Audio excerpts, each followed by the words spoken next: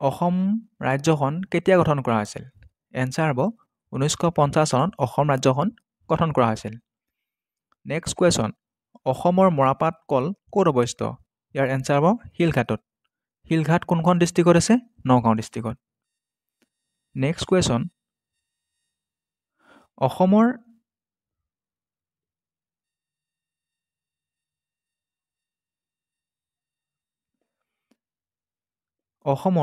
একমাত্ৰ পশু চিকিৎসা মহাবিদ্যালয় ক'ত অৱস্থিত? এনচাৰ হ'ব খানাপাৰাত। অসমৰ একমাত্ৰ পশু চিকিৎসা মহাবিদ্যালয় খানাপাৰাত আছে, গুৱাহাটী খানাপাৰাত। নেক্সট কুৱেশ্যন, অসমৰ একমাত্ৰ চলচ্চিত্ৰ ষ্টুডিঅ'টোৰ নাম কি আছিল? ইয়াৰ এনচাৰ হ'ব জ্যোতি চিত্ৰাৱন।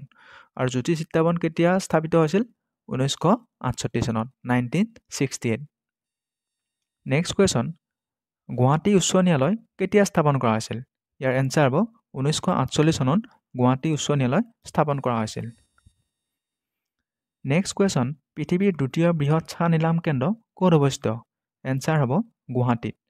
গুৱাহাটীত 1970 চনত টি অকশ্যন চেণ্টাৰ স্থাপিত কৰা হৈছিল।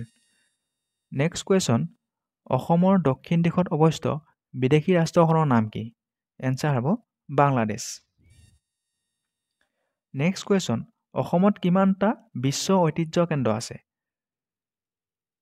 হাউ many world heritage site of Assam? কিমানটা আছে বাৰু? How many world heritage site of Assam? কিমানটা আছে? 3টা আছে। অসমত 3টা বিশ্ব ঐতিহ্য কেন্দ্ৰ আছে। সেইকেইটা হ'ল কাজিৰঙা আৰু মানাহ ৰাষ্ট্ৰীয় উদ্যান আৰু বৰ্তমান চৰাইদেউ মৈদাম।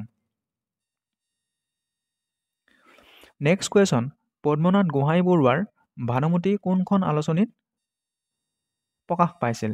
এনচাৰ হ'ব বিজুলী। পদ্মনাথ গোহাঁই বৰুৱাৰ ভানুমতী কোনখন আলোচনীত প্ৰকাশ পাইছিল? ইয়াৰ এনচাৰ হ'ব বিজুলী।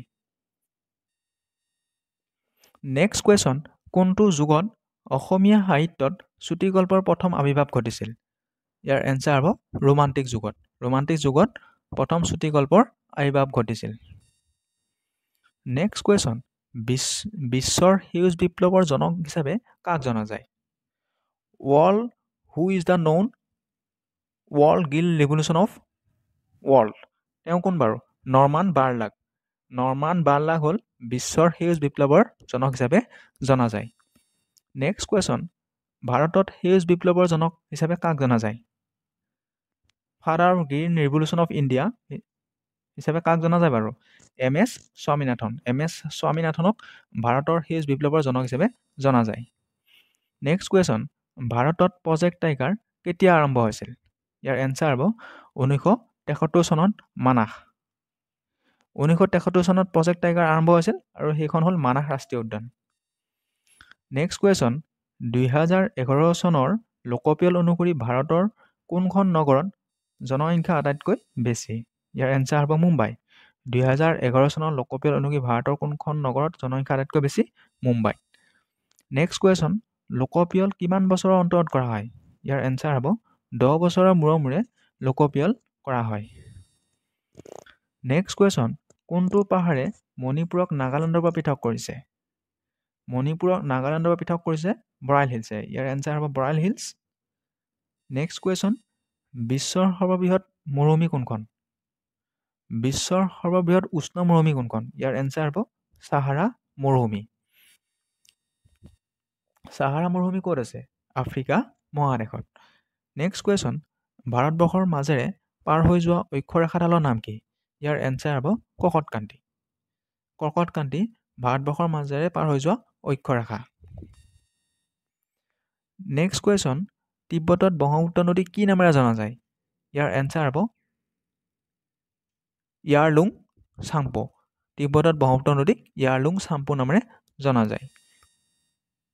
নেক্সট কুৱেশ্যন, অসমৰ সৌৰজগতৰ আটাইতকৈ গৰম গ্ৰহ কোনটো? হটেষ্ট ছ'লাৰ প্লেনেট কোনটো? ছ'লাৰ ছিষ্টেমৰ আটাইতকৈ উষ্ণ গ্ৰহ কোনটো? শুক্ৰ গ্ৰহ। শুক্ৰ গ্ৰহ ইংলিছত কি হিচাপে জনা যায়? ভেনাছ। Thank U.